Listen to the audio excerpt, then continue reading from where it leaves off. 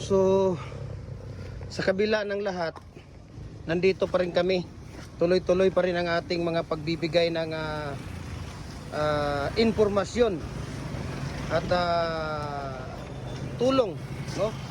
Sa pagbibigay ng mga magandang mixing at tips sa ating pins concrete post o dragon fruit post. Okay?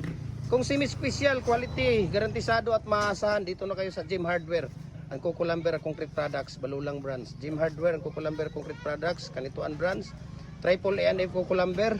Ang ating personal Facebook account, Felix Tan Pagikan Jr. Ang ating Instagram, Felix_Pagikan 2000.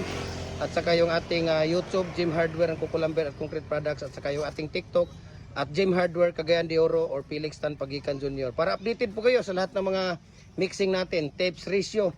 Sa mga molder natin, we can ship nationwide, Luzon, Visayas, Mindanao. Kahit saang sulok mo kayo ng mundo, kayang abutin ang ating cargo. Walang problema po yun. Message nyo ako, share ko sa iyo ang price list sa shipping details.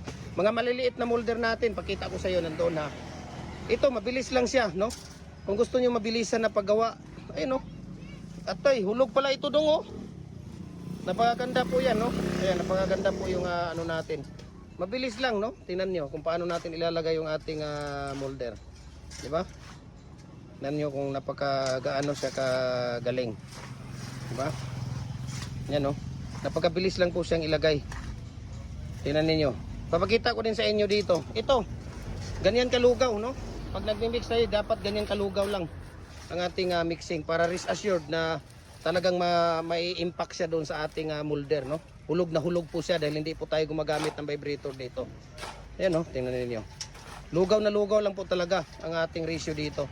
So mabuhay and God bless po. Paki-share po yung ating video, paki-comment at paki-like para makita natin kung saan naabot itong video natin. Mabuhay po tayong mga magko-concrete. God bless po sa ating lahat.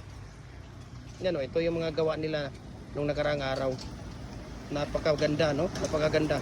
Pag maganda ang molder natin, talagang ang ginagawa natin napakaganda, napaka-quality. Ayan, no? Diba? So, God bless po, no?